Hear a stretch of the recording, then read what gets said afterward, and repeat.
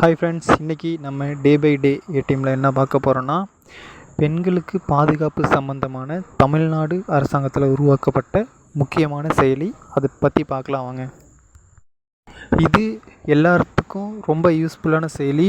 அதாவது நீங்கள் உங்களுடைய உடைமைக்கோ அல்லது ஏதாவது வகையில் பாதிப்பு ஏற்படுத்தும் வகையிலோ அச்சுறுத்தும் வகையிலோ இருந்துச்சு அப்படின்னா நேராக நீங்கள் இந்த செயலி மூலியமாக கண்ட்ரோல் ரூமுக்கு பதிவு செய்யலாம்.